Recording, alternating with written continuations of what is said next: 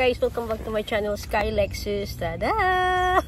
So I'm in the park, so right now, so just only walking. So I'm here guys, we have to discuss about regarding what's happening in the issue year 2024. And now, may mga pasabog na, char, na mga hiwalayan. Chika minute! At ito na nga guys, diba? In the other day, nagulantang ang lahat sa pagkumpirma ni Boy Abonda na si Tito Boy. Char. At sinabi niya, at ito na nga ang confirmation guys, na hiwalay na nga ang dalawa na sina Dominic at Bea Alonzo. My God, guys! Ano was, I'm pretty sure si Senyoram talagang matutuwa siya or ano no, ambivalence feeling siguro. Kasi idol na idol niya si Dominic eh. So here we go guys. There's a lot of chika, okay? So let's tackle it one by one. Okay? So this is it guys. So ano kaya yung mga haka-haka, bakit nagkahiwalay sina Bea at Dom? For me, I don't want to judge them kasi hindi natin alam kung ano ang punot dulo ng kanilang, you know, misunderstanding or ano talaga ang dahilan, kung ano talaga ang problema sa kanila. Okay, I don't want to judge Bea and Dom because saying that Dom part is that saying that about the prenup, ayaw daw niya. But basically, as Tito Boy said, that is not about prenup because in fact, siya pa nagsuggest sa nanay niya, sa nanay ni Bea, but I think, yeah, na okay siya sa prenup.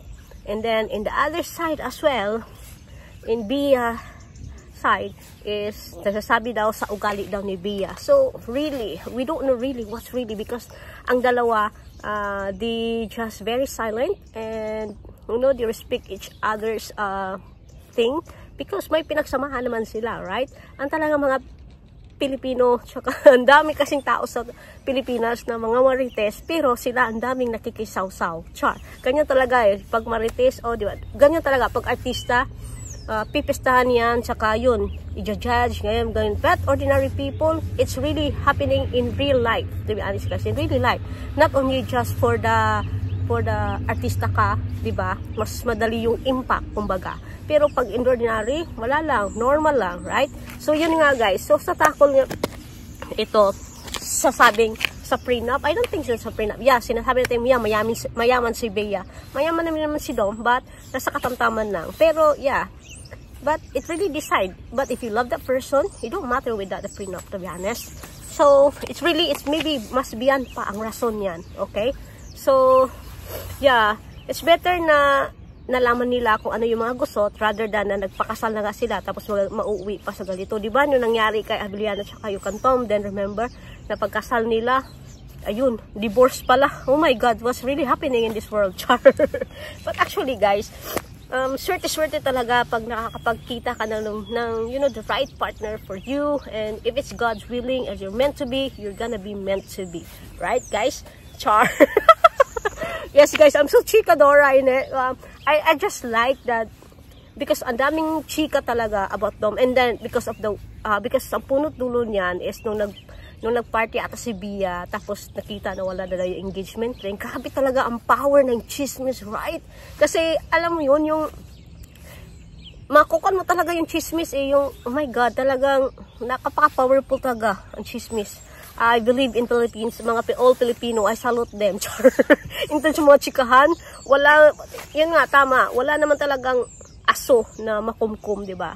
Talagang uusok yan at lalabas din yan. But, as according to Bea, time is the truth healer. Char, time is the truth healer, or I don't know what is it?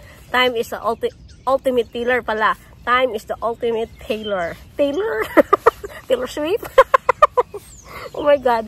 So yes guys, but yeah, I don't know, happy ba ako or sad, but I don't want to feel sad because it's their life, and then yeah, sinubaybayan natin sila, but we need to respect their decisions. So ano ba ang mga natutunan natin dito, di ba? Kahit kasal na, pero di ba nagkakahiwalay pa din, kahit engagement man na ito, or boyfriend, or girlfriend, or whatever it is, pero wala talagang relasyon na nagtatagal kung hindi pinag-uusapan, tsaka yung pride, tsaka yung ego, you need to sit aside. You know, I think that's the thing. So, kailangan kung madalang magandang usapan, why not? You need to reconcile and ayusin ang mga dapat gusot. So, kailangan talagang plansyahin para walang gusot. Okay?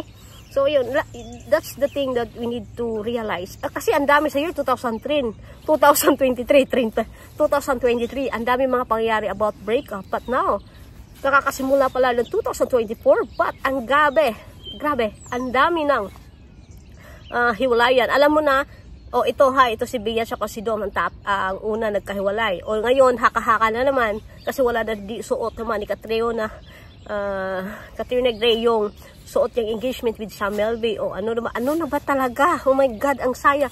Oh my God, nasasayangan ako kasi di ba nag-i-spend ka sa taong yan tapos mawawala lang. Which is really, for me, it's not really that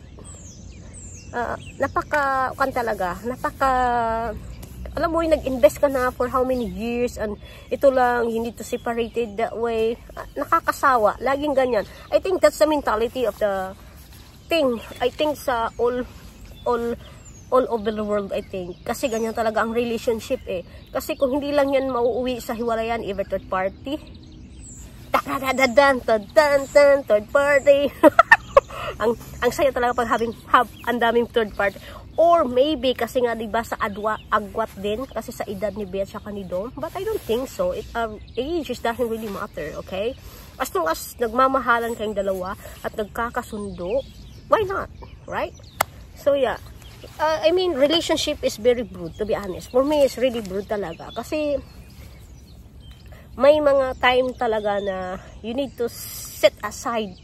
Sabi nila, love yourself, blah blah blah, everything, but it's really hard to do it. But yeah, in time, you need to slowly love yourself and then find, but for that, for how many years you spend together and then mauuwi lang sa hiwalayan, it's just because of one thing. You need to sort it out and you need pag-usapan talaga. Yung pride and ego is just a part of our human nature, but I think putol-putulin at saka start.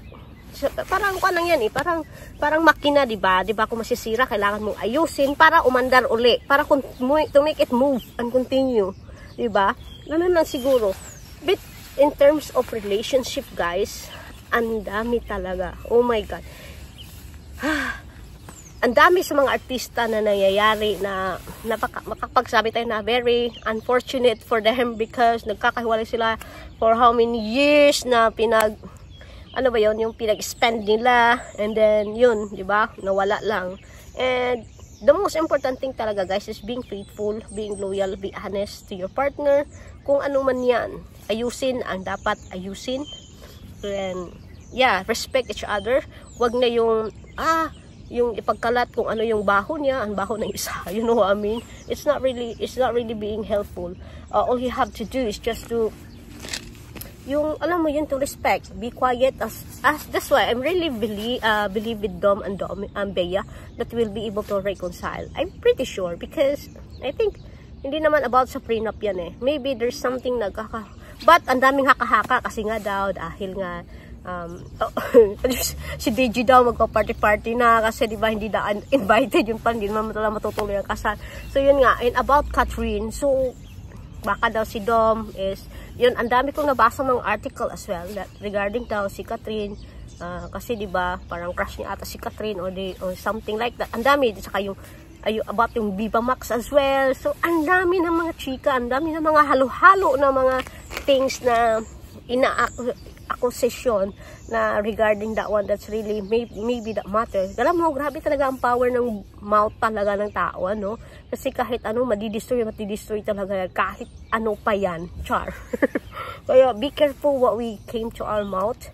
And yeah, for me, I have nothing to say bad things to both parties because Dom is a very nice guy and Bea as well is a nice woman, and as you can see, hindi natin sila dapat i-judge kung ano sila, okay?